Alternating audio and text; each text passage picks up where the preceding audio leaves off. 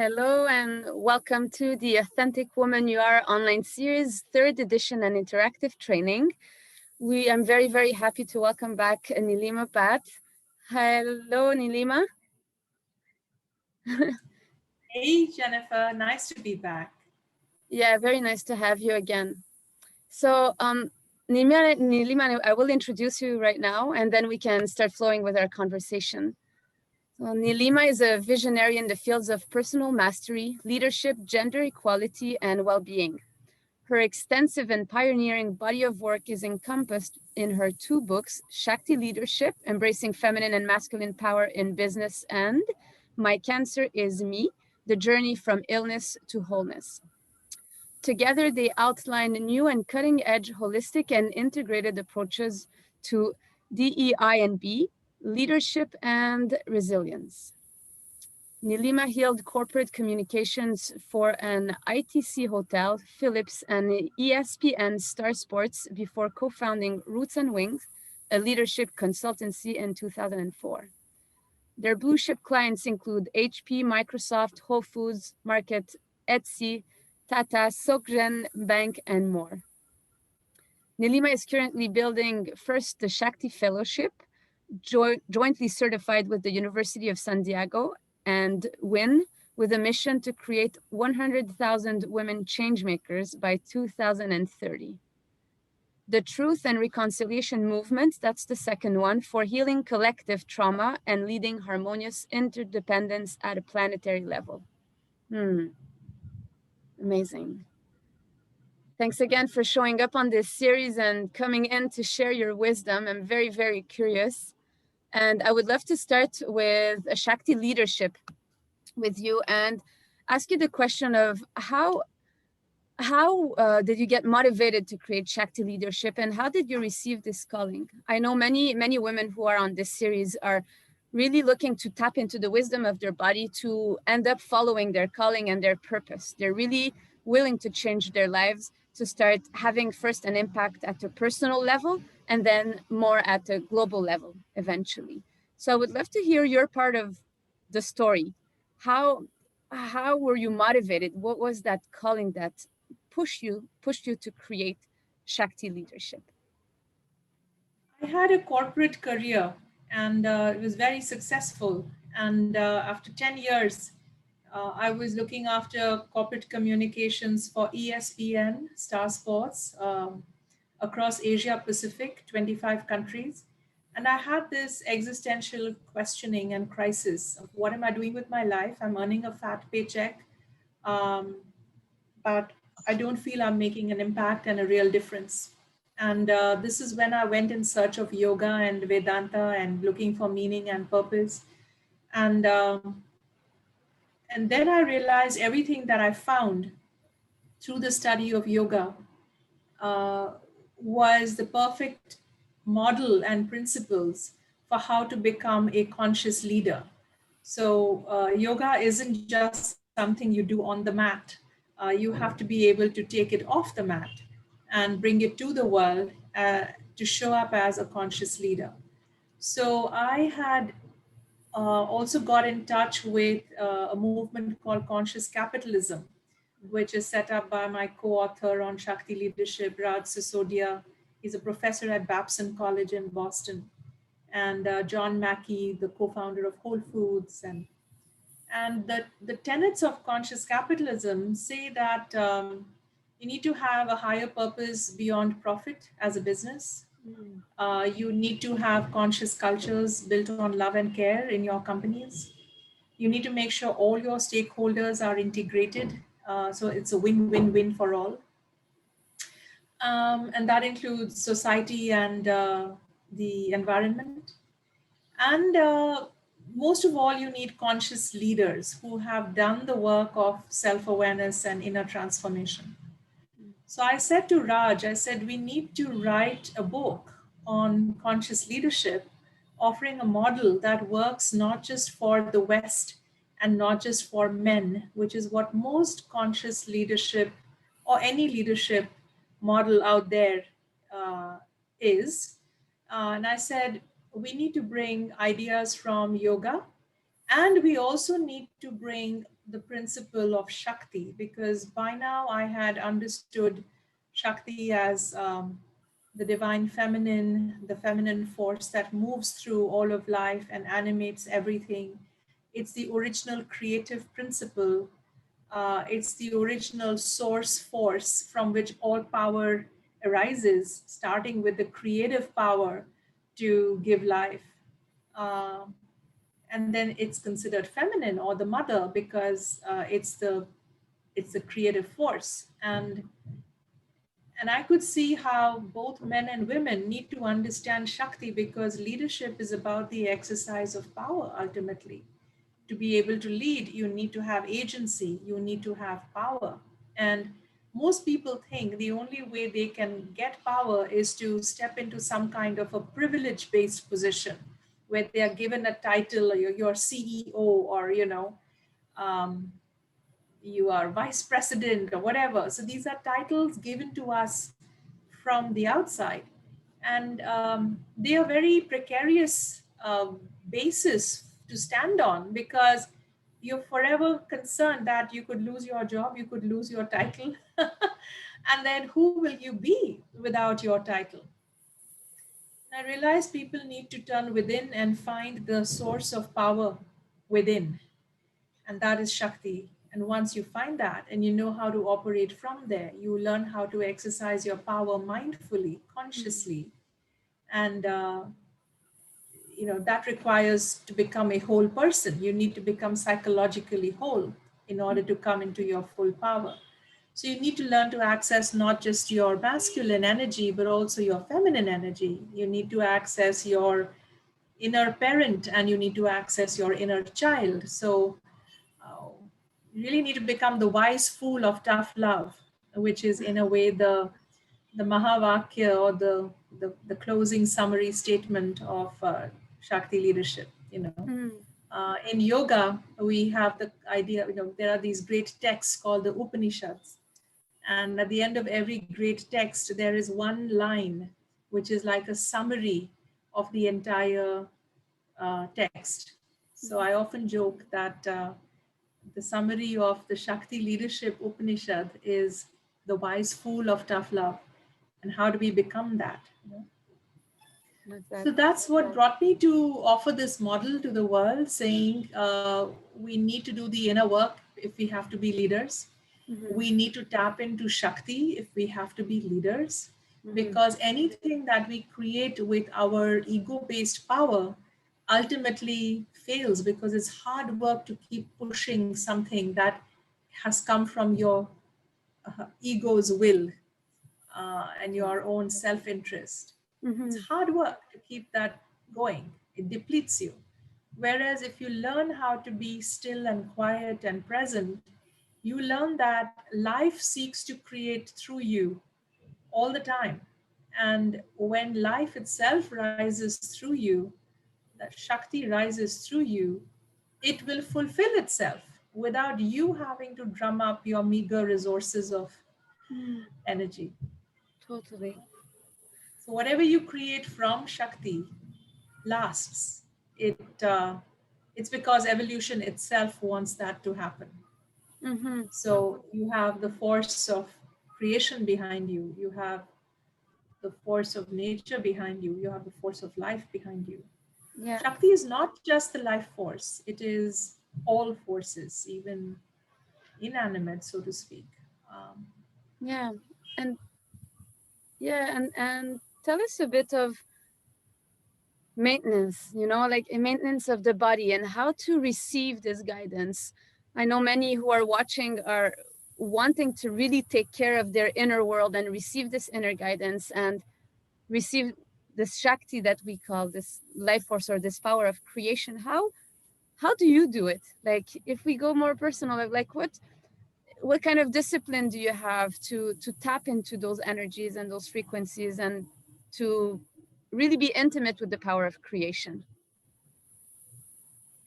I think on our last call, I had shared the presence practice. So we can also share that again. It's a simple 10-minute practice. Because Mm-hmm. as we know, everything worth having requires practice.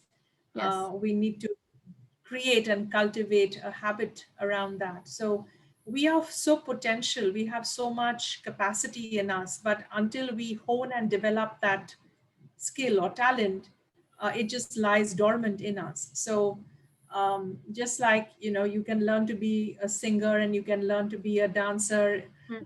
you can learn to practice presence and access that other kind of force that moves you instead of coming from your fear-based thinking and defensive behavior. Mhm. So my approach is, in addition to the presence practice, which people are welcome to listen to and do the work of practicing with it, following the guided meditation for presence for at least 21 to 42 days, then you start creating those neural pathways so that becomes your natural state of being, your resting state. uh, Even, you know, so we go from unconscious incompetence, that we don't even know we are not present, we don't even know that we are not operating from our Shakti. Mhm. Then suddenly you realize, oh, it's conscious incompetence. You realize, oh my God, I'm not really present here, or oh my God, I'm not operating from my true power here. Once you know that, then you go to conscious competence, right? Which is, you start practicing and you build those inner muscles and those neural pathways. You train your psyche and your soma through practice. This is what the great traditions offer, whether it is through, you know, all traditions, all contemplative traditions, Mm. Buddhism and yoga and Christian meditation. Even Mhm. prayer is a form of accessing this divine force within, right? Mhm. Um, so you, once you start going to conscious competence with putting in the practice, then a day comes where, having put in those years of work, you you are in unconscious competence, you know, where you you look at a great dancer on stage and you think, wow, you know, she makes it look so easy, Mm. but she put in years and years of work and training, right? Yes. So it's now unconscious competence. Mhm. So my way would be through the integral yoga of Sri Aurobindo and the mother. And it's very simple. It's understanding that all life is yoga, Mm. and that there is this Shakti, this um, this divine energy which is conscious, Mhm. and it is here present. In fact, it is not in us; we are in it, Mm. right? Yeah. And to orient our thinking into that way of being, right? And then to say, if all life is yoga, meaning all we have to do in every moment, including this conversation we are having, is to not just have it between Jennifer and Nilima, but to be aware that there is a third presence here, which is that Shakti, which is intelligent, which is creative, that we are a part of. And our job is to learn to be in relationship with it, learn to be in surrender to it, learn to be in alignment with it. So to remember and offer in each moment to this presence and power, to say, come and uh, take hold of this situation, you know. So as human beings, we have been given free will to operate outside of it in our own little bubbles of our egos. Mm. And apparently, evolutionary, you know, from an evolution point of view, this was part of our journey. We are spiritual beings having a human experience. So apparently, we came here to experience what it's like to be not in a connected way, you know. Mhm. So we have to use our free will to actually offer that disconnection back to this presence, to say, I don't wish to be a standalone entity. I wish to be part of the greater intelligence and creation and design and magic. I wish to know the oneness that I'm a part of and not be a part of it only, right? Mhm. So if we can at all times be in a state of remembering this oneness and offering ourselves to that oneness, Yes. right? And eventually learn to actually divinize everything, saying it's not like this is when I sit and pray and surrender and call in my higher self, and rest of the time I do not. So there is no thing that is with outside of presence, right? So Yes. either everything is a miracle and magic and divine, or nothing is, right? Because by very definition of what we call the supreme intelligence or force, it is everything, right? There's Mm. nothing outside of it. So that means we too are that. We Yeah. just have been veiled by it in some from it in some way, and that too is part of a leela. That too is part of a game of hide and seek.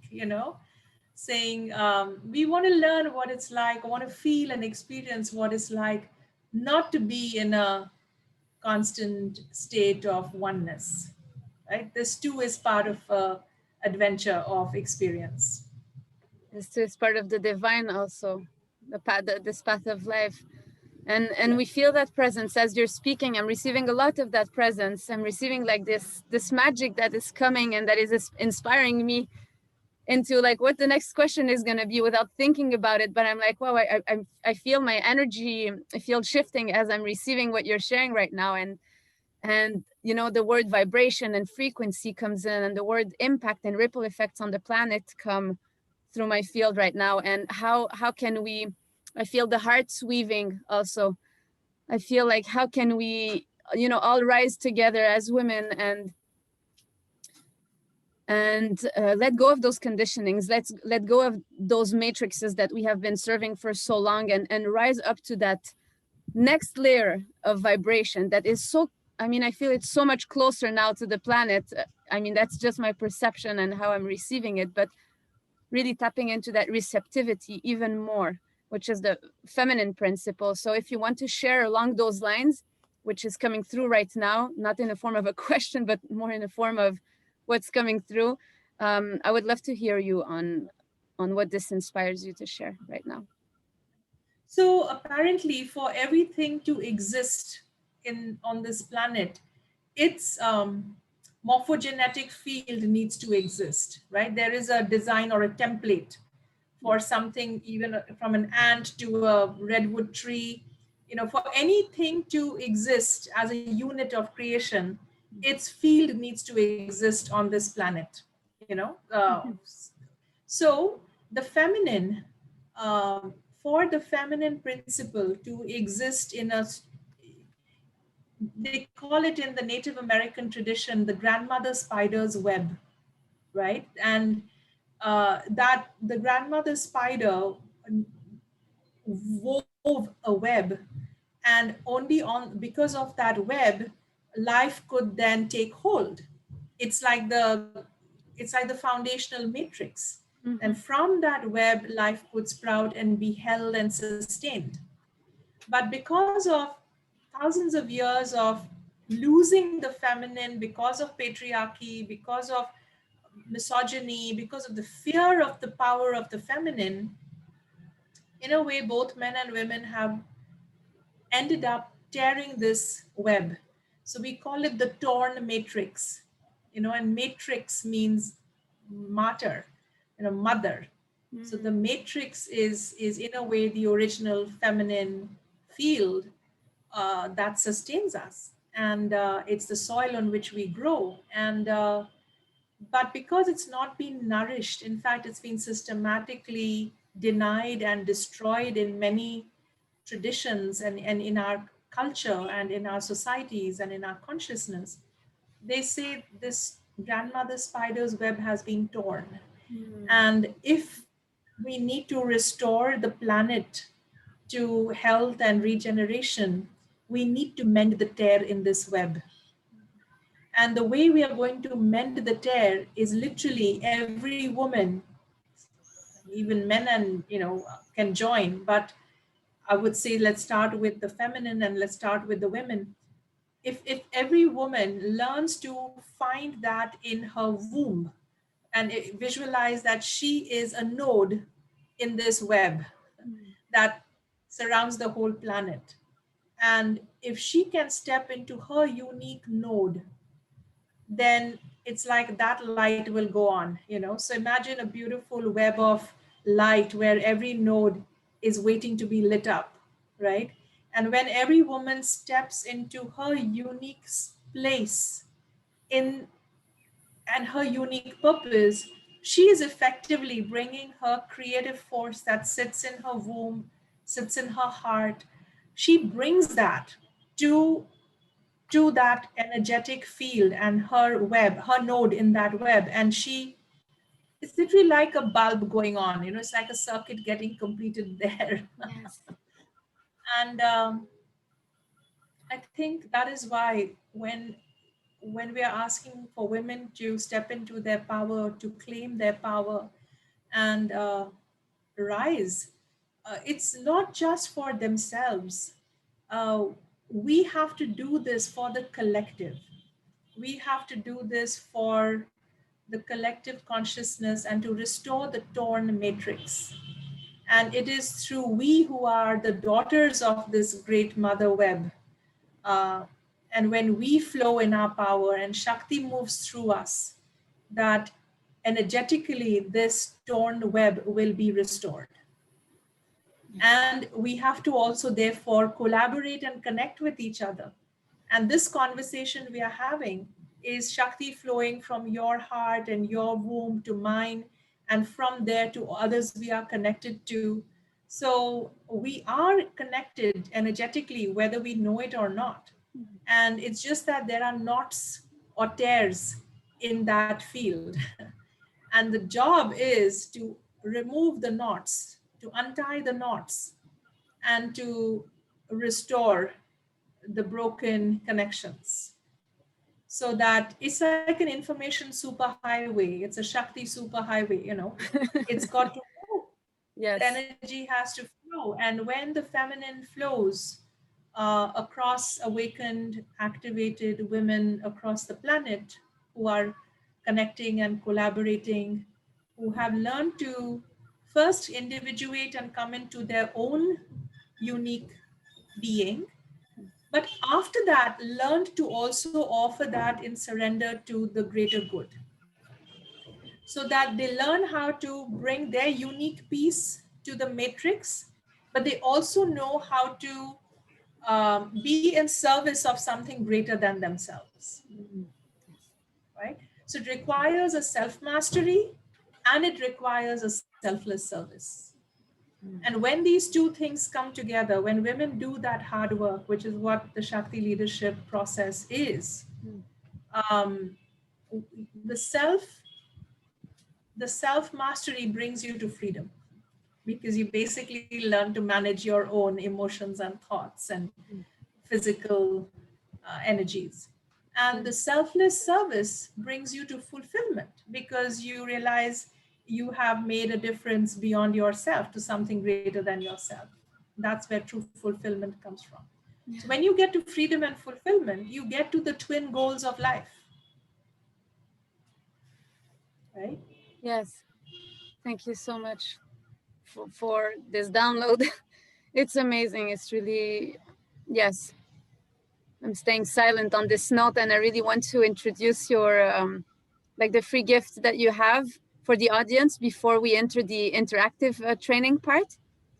So you have it's golden ratio consciousness gateways. That's what you want to offer our audience today. So you can speak a little bit about the free gift, and then you can start interacting with us with an interactive training, and then we can Sure. close.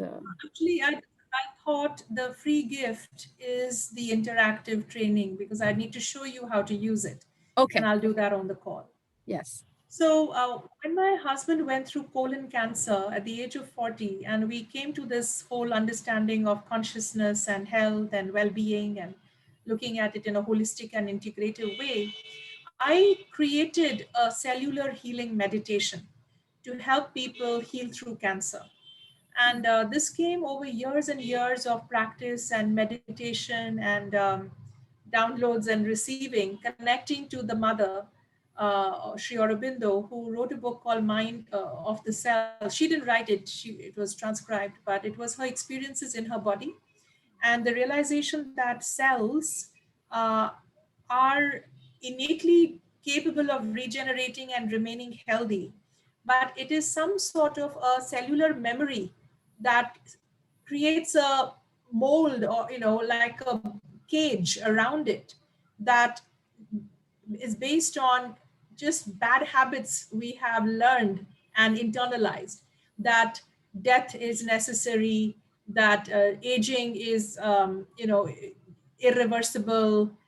So these are ideas we have experienced over generations of embodiment on the planet, but they're not necessarily true. If we are divine in our potential, eventually we can evolve into a divine life in a divine body.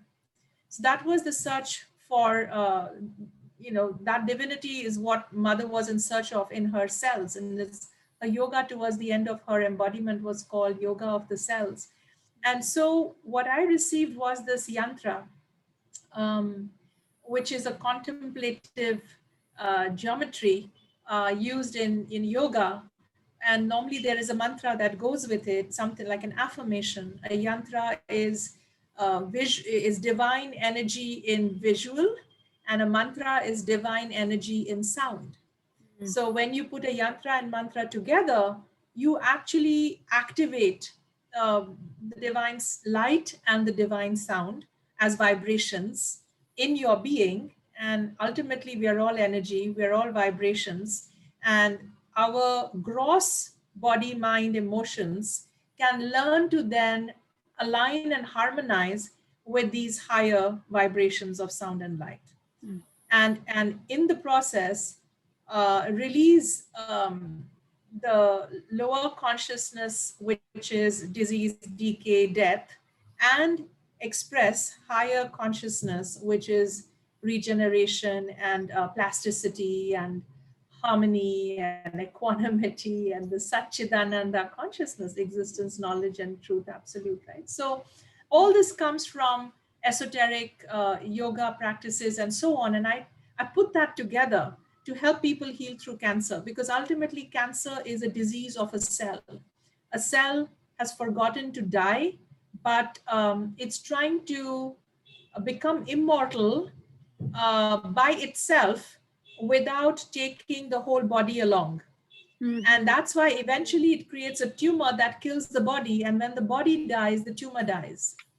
So it is an attempt of evolution to go to immortality, but it's doing it through gross consciousness.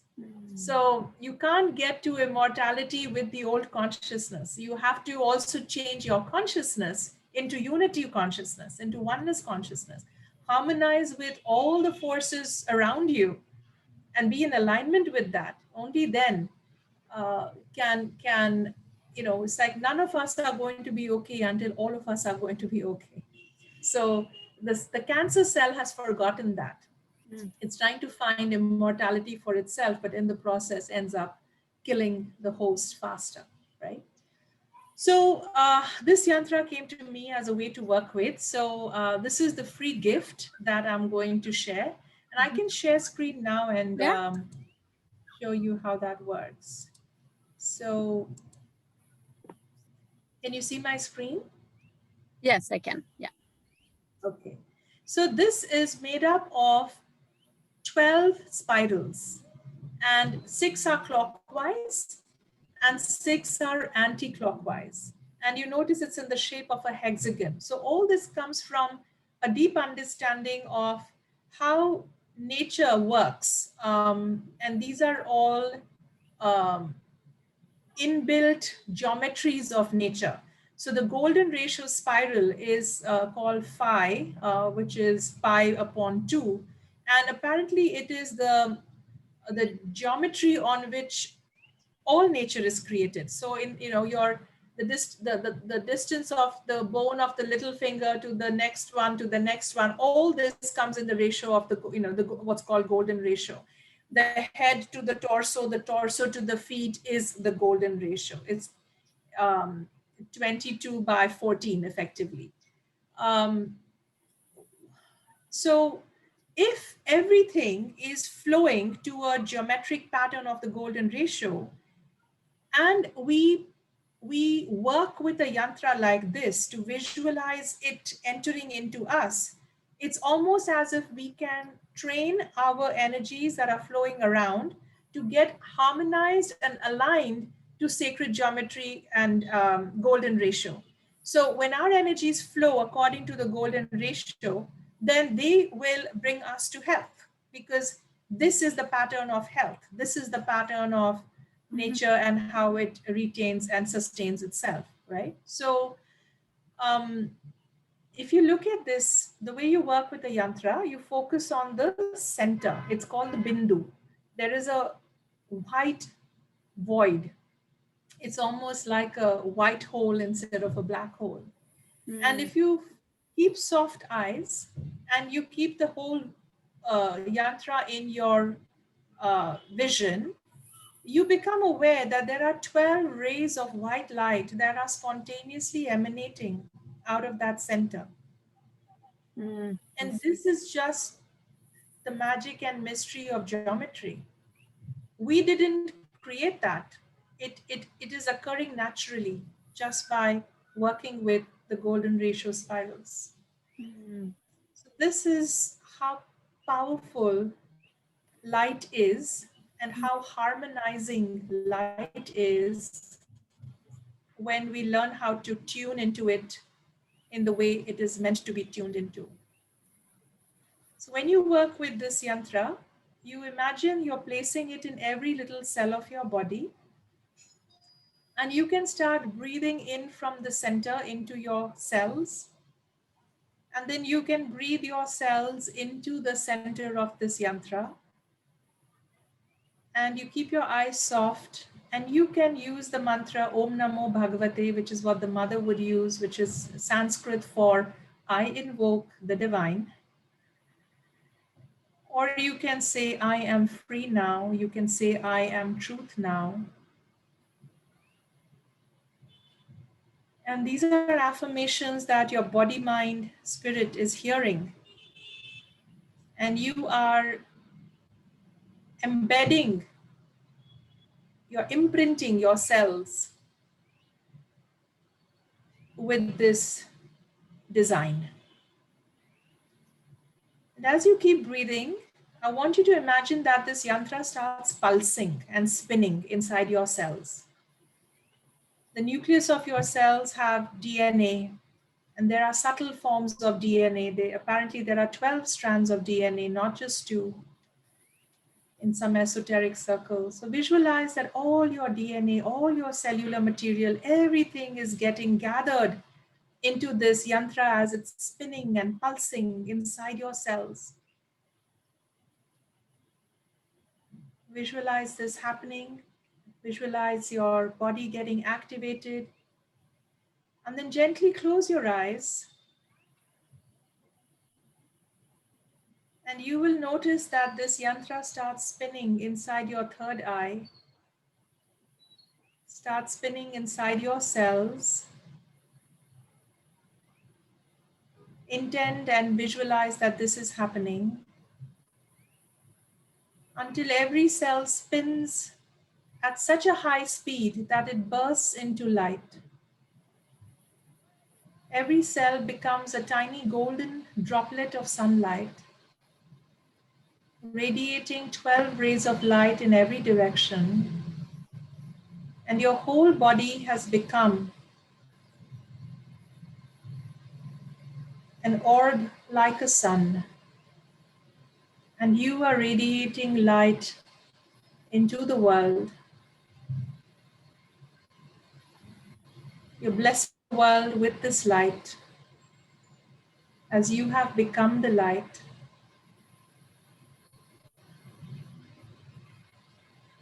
And you just stay in this attitude of gratitude.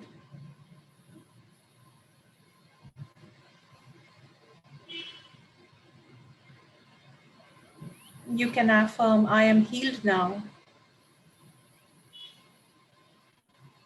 I am truth now.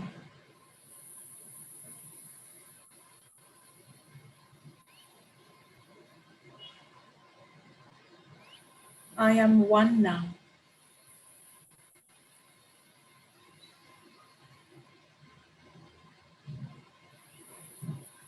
Become this energetic inductor such that the light you emanate lightens up the innate light present in all the lives you touch. Your cells are continuous. They can pass on the light to the cells of all the lives you touch, until you become one with the great universal body of humanity. And all the cells in the great universal body of humanity are lit up into tiny golden suns.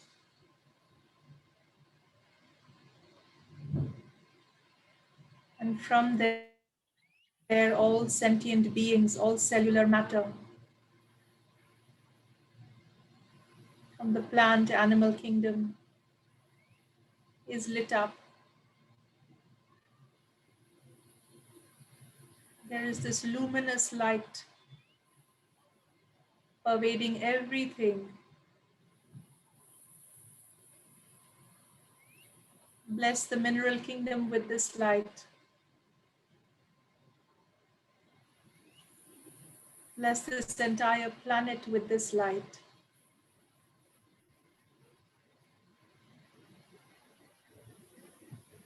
Become the light.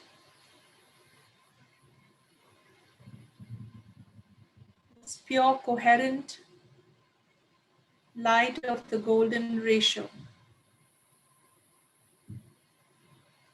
in which everything holds its sovereign being and expresses it in perfect health and harmony. Everything is one with everything else. All is one flow, one vibration, one symphony, one synarchy. Bless this planet. Ask that the grandmother spider's web is made whole and healed with the vibrations of this light. And the matrix of light and energy that upholds life on this planet is made whole.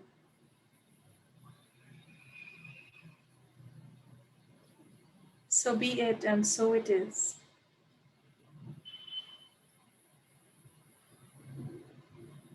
And you give thanks to the light. May the healing response of this meditation be experienced in states of deep sleep.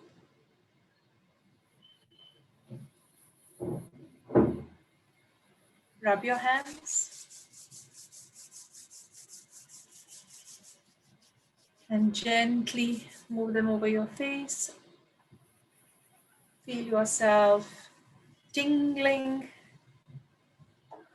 as the light continues to be digested and assimilated into your cells.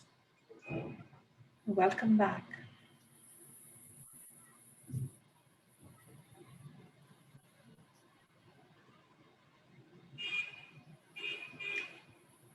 So in the free gift, in the link that you will receive, there are also other yantras to work with. This is called the Joy Yantra for full spectrum consciousness.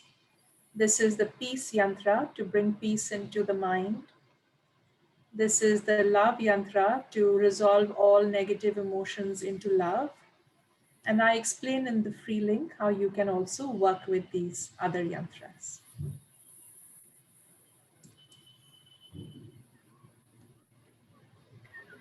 Thank you so much, Nilima. So much light coming through those yantras, and so much power to share with the world through this. So thanks so much. Grab this free gift. It's super powerful and very shifting, very activating. I'm still landing from all of this right now. My whole body is activated. My whole cells are full of heat, and I feel this. Thanks so much for this beautiful, amazing gift. And the free gift link is going to be underneath the video, and it's also going to be in the email you received.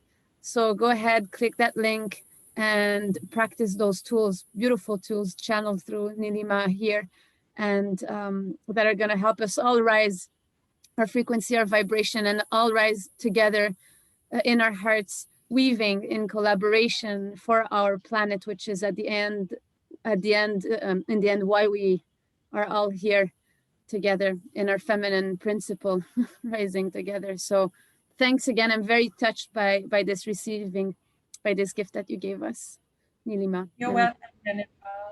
And thanks All for good everything wishes. that you shared. Yeah. And people are welcome to find me on shaktileadership.com. There is, even if they just Google cellular healing meditation, Shakti leadership, that will bring up an entire meditation I lead people for cancer. So they can use it to heal through any other physical disease. So there's lots there on the website. Okay. Yes. Thanks for everything that you shared today, and for being part of this wave, this third edition wave, and bringing the wisdom through this. Thanks a lot. Thank you for doing this. And thanks everybody. Keep on watching. Many beautiful speakers sharing their gifts and wisdom through this series. All right. See you very soon.